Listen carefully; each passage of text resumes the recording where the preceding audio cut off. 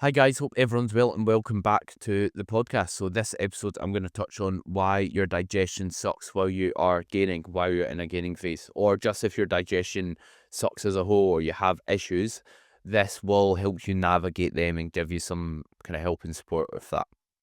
However, please note I am not a doctor or registered dietitian, so take this with a pinch of salt. If you're going to put anything in place, I'm not responsible for that. Consult your doctor first. So, as for why digestion is important, is digestion has a lot of effects on our ability to progress and move forwards. We know digestion can affect nutrient absorption, or it can cause a lack of nutrient absorption. So, a poor ability to uptake things like vitamins, minerals, and things like protein, carbohydrates, fats. And as a result, if we're not what we consume, we're what we digest. So if we're taking all this food to try and gain weight and we're not digesting it all effectively, then that's a sign we're not going to be assimilating all the food we're consuming and absorbing all the calories we're consuming. It can cause impaired training due to having digestive distress, which could be bloating, gas, just stomach discomfort, or just like acid reflux as we're performing certain lifts, which of course will not be productive towards building tissue. It can also impair appetite. And when appetite's impaired, digestion usually goes with it as well. So it's like a vicious cycle. You don't have much appetite, so your digestion's poor, you therefore don't have much appetite. Because you've got poor appetite, you just rush your food, you tan a lot of water digesting it, and you don't produce a lot of saliva. All those things will just impede digestion further. You have a lot of inflammation, so your joints are sore, your gut doesn't feel great. You'll have less enjoyment for the face, and also you'll have adherence issues potentially as a result of it. And adherence issues maybe with training due to discomfort, and maybe also digestion as well. Or sorry, maybe also with nutrition due to the poor digestion. And as for what poor digestion can include and involve, it can involve bloating, acid reflux. It can be like constipation or loose stools. A good way to know like what your digestion should be like is if you search up the Bristol stool chart. That can give you like a good rule of thumb. It can be like feeling like constantly like just like heavy in the stomach, and also having like a lot of just burping and gas, which will of course burping will tie into kind of the acid reflux. And something to consider, my first point is the amount of volume of food we're consuming. Of course, with consuming more calories, more volume needs to come with it, but we can think about getting them from appropriate sources. So, what we can think is, although we are eating clean foods, doesn't mean they're necessarily low in volume or conducive towards a dieting or towards a gaining phase, sorry. So the gut's only so big. We can only get so much food in there. So if we're putting foods that are quite high in volume in there, it can create a decent bit of digestive distress. So what we can consider is when we are maybe having more calories, we can think about the sources we're consuming them from. For example, instead of adding granted your food's in a decent spot, instead of adding those calories through something that's quite high in volume, like maybe rice cakes or something like more fruit, for example, we can instead think about adding it through low volume sources. So maybe bumping up our fats if our fats are very low. We can think about adding it through rice. We can think about if we're making oats or if we're making something like cream of rice, adding less water to it so it's lower in volume, so it's lower in size, and we're not putting as much stress through the digestive tract. So we can think about our food volume. We can also think about our fiber amounts. Sorry. So fiber is something that's very good for your gut and also shown to have other health benefits associated with it. It will impact your digestion or your bowel regularity. So we want some fiber in there, but not excessive amounts. A not bad rule of thumb is around about 1,500 1,500 calories you consume, for every 1,000 calories we consume, having around 15 grams of fiber is a good spot to be in for good digestion. And of course, if we are, let's say, going through a gaining phase, we keep needing food increases because our body weight's not going up, and we add more oats in. We add, let's say, more whole grains in, and we're just eating more food as a whole. The fiber can therefore creep up, even if you're not having super high fiber foods. And what was appropriate amount of fiber when you were dieting and trying to manage your hunger may not now be appropriate amount of fiber now you're in a gaining phase. So you can kind of pull it down very slightly, because you don't need your food to digest super, super slow if you're on an absolute ton of calories. You want it to digest a little faster potentially. So you can think about swapping some of your food sources. So if you're having, let's say, oats, instead of having more oats when you're due a food increase, you can add some ground rice to your oats to pad it out. You can add some honey to it to pad it out. And same with like your lunch. If you're having like a brown rice, you can swap that for like a white rice. You can, instead of when you're increasing food, put more vegetables in there, put more white rice in there, put honey in there. So add foods that are not going to push your fiber amounts excessively high. And there's like a sweet spot. Like some people will find a certain amount of fiber digestion's great on, and you can use something like MyFitnessPal, the tracking app, chronometer, to see what your fiber levels are like. So we don't want to have too much that slows gastric emptying, or other words, your digestion speed, and also causes bloating.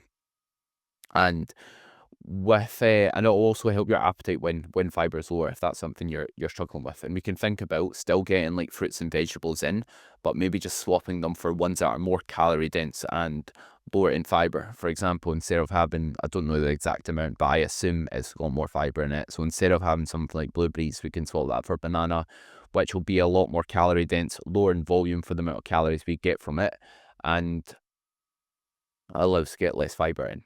We can also think about the amount of fat we're consuming. Similar to the point we touched on regarding fiber, fat will also slow down your digestion. So fat has an important role in hormonal health, but we don't want to just, let's say, keep pushing food up through more fat, more fat, more fat necessarily.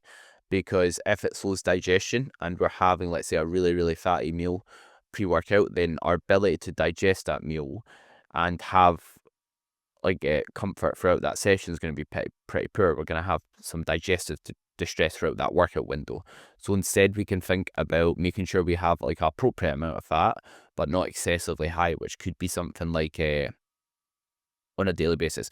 A good idea is round about how much body weight you are in kilos. That's a not bad amount to have in fat. I'd say half your body weight to your body weight you can consume in fats, a not bad place to be in. I wouldn't go much below like 30 grams, 40 grams for like hormonal health for like an extended period of time, but that's like appropriate amount to be in. So think about making sure fat's in an appropriate spot, and we can also think about the timing of our fat. So for example, if you find that when you have like a really high carb meal and a really high fat meal, it digests super slow. Maybe don't have a lot of fat in your meals that don't have a lot of carbs in it. Maybe think about having fat in your last meal because you've not got a meal to eat after that, so you can get away with it digesting a little bit slower. So you can play about with your meal distribution and see what works. And that's why it's good having routine. You can repeat something and you can see based on like the outcome if it's effective setup or not, and then if not, adjust it accordingly to get hunger in a good spot. And yeah, so maybe avoid it close to training. That might not be a great idea unless you have your pre-workout meal quite far away from the training window. We can also think about our meal frequency and timing. So having like a meal frequency that's not so small that we are having, let's say, or so little that's like 2 to 3 meals, where if let's say someone's on 4,000 calories, they're consuming 1,300 calories per meal, which is quite a lot of digestive distress in one sitting. So they might think about maybe breaking their meals up, having a little more meals in the day. And we can also think about the timing of those meals. So instead of trying to cram your meals in, make sure they're spaced and distributed nice and even throughout the day, which is where your planning comes into play. So having a routine with your meal times, not just eating at random times in the day, like having structure with eating at X time, and that creates predictability with your ability to manage your hunger, not falling behind on your meals for the day, and having a good ability to get all your calories in for the day as a byproduct of it. So thinking about making sure meal times are in a good spot. And we can also think about our overall stress. So when we're in a stress state, we pull blood away from the stomach. We don't digest food well when we're in a stress state, which is why people are often sick after maybe having a really, really high stimulant pre-workout, or maybe after doing like a really, really intense leg day. They're not used to being in that fight or flight sympathetic state, and as a result, they get feelings of like nausea and sickness. And maybe obviously like part of it could be you're getting chucked about in a roller coaster, but partly why roller coasters also can cause people to feel quite unwell as well as that. So that's something we want to consider there. making sure we're eating in a relaxed state. And what does that involve? That means, like, before your meals, a good tip is taking a few deep breaths, because when we are in a relaxed state, we will digest our food a lot better. And another like fun fact as well is what happens if you've ever really been nervous. What happens to your mouth? You stop producing saliva. You get a really dry mouth, and saliva has a that's what starts the digestive process. That's what starts to digest our food. When we or we don't start digestion when we are, let's say, when we when we are chewing food. That's not when we start. We start when we smell food and see food, because if we can make our meals look nice and taste nice, we're going to be more inclined to produce saliva, which will help us digest that food. Hence the saying, mouth-watering, when people see food that looks or tastes nice. We can also think about the fact that if we make our meals taste nice and look nice, we're going to be more inclined to chew it more, because we're not just thinking, oh, let's get this chicken and rice down me for the 5th time today, and we're not just swallowing massive bits of food that aren't broken down and chewed. So we can therefore like chew our food more when we make it a bit more enjoyable. And something that's also good to do is eating at a slower pace, which will again promote more chewing. When we are eating at a slower pace and we chew at a bit of a slower rate, that will promote a better ability to digest that food. Because if we're eating, let's say, big chunks of food, a good analogy and a good way to look at it is like it's like eating an apple versus blending an apple and drinking it. What is more work for your stomach to do? The whole apple you eat. So your mouth's like the blender. If we can blend the food, if we can pre-digest it before it even gets to the stomach, our stomach will have less work to do once it's in there. So making sure we're chewing our food as much as we possibly can, pretty much. You want to kind of chew it until you can't possibly chew it anymore to break it down further. And then we can also think about, as well as chewing our food excessively, this will tie into it, but putting your fork down in between bites, which promotes you to chew your food excessively, promotes you to eat at a slower state, and making sure you finish what's in your mouth before you pick up your fork or your spoon. And what I do is, even throughout a gaining phase, I'll use like a small fork or I'll use a small spoon for my meals, because it promotes me eating at that slightly slower pace, which will give you more feelings of satisfaction when you're dieting or when your hunger's a bit higher, and also help you promote good digestion when you are quite far up into a gaining phase. And we can also think about just making sure we're present when we're eating. So before your meals, taking a few deep breaths to get our heart rate down to get into a nice relaxed state, and making sure we're not on TikTok while we're eating, making sure we're not scrolling Instagram, we're not looking at anything stressful in the news, we're not trying to multitask and work or walk while we're eating. We're in a relaxed state, we're nice and relaxed while we're doing so.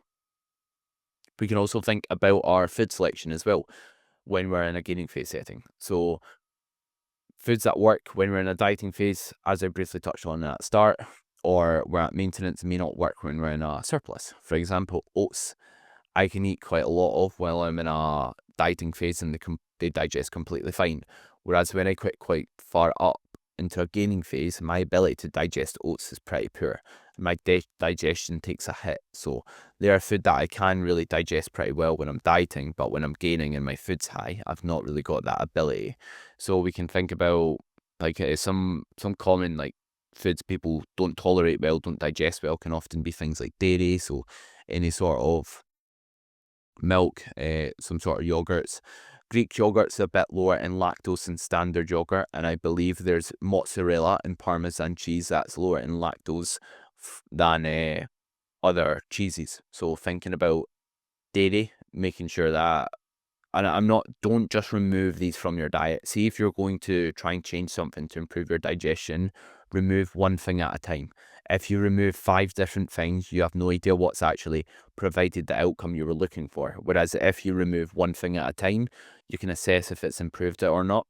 And then and then it saves you just having a restrictive diet where you just completely remove food groups in your diet, which then can then cause digestive issues, because you're having a lack of variation and you're not having a certain food for an extended period of time, which can then promote developing intolerances. So you can think about dairy. Is dairy something that you don't digest well that you might be consuming? Could it be, let's say you're having a lot of sweeteners as well? So although people say, oh, sweeteners are fine for you, there's not a problem with sweeteners, there's nothing wrong with them. Yes, having, let's say, sweetener here and there is not the end of the world, but if we think about this, right, you wake up, you have an electrolyte powder that's sweetened. You then have your first meal, which is oats. You put sweetener in it, you put cinnamon in it, and you also put flavored whey protein in it. That's maybe poor quality. You then are going to the gym. So you have a stimulant-based pre-workout with sweetener in it. You get to the gym, you then have your essential amino acids and your carbohydrate powder, maybe even electrolytes again with sweetener in it. You go home, you then have a can of Coke, and you then put flavor drops in your coffee. You then go and have your next meal, which is chicken and rice, and you put a 0-calorie sauce in it, which is full of sweeteners, and you then do that again with your last meal, and then you're having a sleep powder that helps you sleep, that has certain supplements in it that has sweetener in it as well. Here you can see what appeared to be, oh, I don't have much sweeteners in my diet. You've just like, or I've just listed like a good chunk, like half a dozen sweeteners there, and that's and that can add up and be quite significant when it comes to impeding your digestion and causing issues. And that's not even including any sweeteners that are in certain foods you might be consuming, apart from the whey, of course. So that's something to definitely watch out for. And we can also think about, when it comes to like foods that don't digest well, oats are a common one, eggs for some individuals. And if you maybe are unsure, you can search up like high FODMAP foods. So high FODMAP foods are foods that don't often digest well for some individuals. I can't quite recall what FODMAP stands for. I'd absolutely butcher it if I tried to. But you can consider like going on a low FODMAP diet and removing the foods that could cause issues and gradually trying to introduce them back in if you do have some digestive issues. And also something else is like water. If you're like not drinking enough water and not having like sufficient electrolytes, that can cause like a lack of bowel regularity. So if you are bloated, if you're struggling to go to the bathroom, then consider how's your hydration, how's your water intake. And something else to speak about before we move on from like the digestive issues from certain foods point of view is we can sometimes tolerate only a certain amount of a certain food. For example, foods can be low FODMAP and digest okay until a certain dosage.